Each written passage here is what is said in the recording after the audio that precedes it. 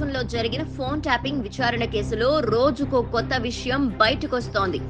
Arrest అయిన నాటి SIB అధికారులు, టాస్క్ ఫోర్స్ అధికారులకు ఇచ్చిన కన్ఫెషన్ స్టేట్మెంట్ లో ఫోన్ ట్యాపింగ్ ఆపరేషన్ గుట్టురట్టవుతోంది. రాధాకిషన్ రావు ఇచ్చిన స్టేట్మెంట్ లో ఫోన్ ట్యాపింగ్ అసలు సూత్రధారి కేసీఆర్ అని పేర్కొన్నారు. దుబ్బాక అసెంబ్లీ ఉప ఎన్నికతో మొదలైన ఫోన్ ట్యాపింగ్ గత ఏడాది అసెంబ్లీ వరకు కొనసాగింది. ఢిల్లీ లిక్కర్ కేసులో కేసీఆర్ కుమార్తె కవిత పేరు రావడంతో బీజేపీని టార్గెట్ చేసిన కేసీఆర్ బీజేపీ నేత బిఎల్ సంతోష్ ని అరెస్ట్ చేసే పనిని పోలీసులకు అప్పజెప్పినట్టు సమాచారం. ఫోన్ ట్యాపింగ్ లో మొయినాబాద్ ఫామ్ హౌస్ వ్యవహారం కీలకమైనదని తన కన్ఫెషన్ స్టేట్మెంట్ లో రాధాకిషన్ రావు పేర్కొన్నారు. దీనిని కేసీఆర్ ప్రతిష్టాత్మకంగా తీసుకున్నారని వివరించారు.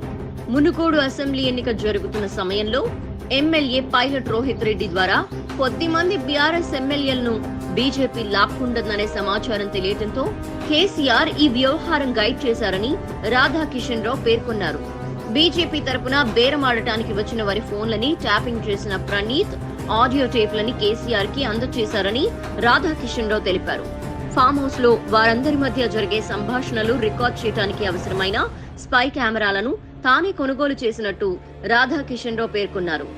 బీజేపీ కీలక నేత బిఎల్ సంతోష్ ని అరెస్ట్ చేస్తే బీజేపీ రాజీకొస్తుందని, ఈడీ కేసు నుంచి కవితని సేవ్ చేసుకోవటానికి వీలవుతుందనే ప్లాన్ తో ప్రత్యేక దర్యాప్తు బృందాన్ని కేసీఆర్ ఏర్పాటు చేశారని తన వాంగ్మూలంతో తెలిపారు.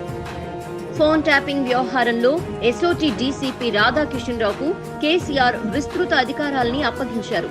దీనికి సంబంధించి ఏర్పాటు చేసిన వ్యవస్థను, ఉపయోగించిన ఎలక్ట్రానిక్ గ్యాడ్జెట్లు సైతం చూపిస్తానని, తిరిగి వాటిని ప్రభుత్వానికి అప్పజెప్పిన ఎక్విప్మెంట్ వివరాలు అందిస్తానని రాధాకిషన్ రావు పేర్కొన్నారు. తన పదవీ విరమణ కాలం పూర్తయినా కూడా మరో 2 సంవత్సరాలు ఉద్యోగంలో వెసులుబాటు కల్పించిన దృష్ట్యా పెద్దాయన కేసీఆర్ కి సంబంధించి లోతైన వివరాలు వెల్లడించలేనని రాధాకిషన్ రావు స్టేట్మెంట్ లో పేర్కొన్నారు. మొత్తానికి ఫోన్ ట్యాపింగ్ ఉచ్చు ఇప్పుడు కేసీఆర్ కి చుట్టుకుంది.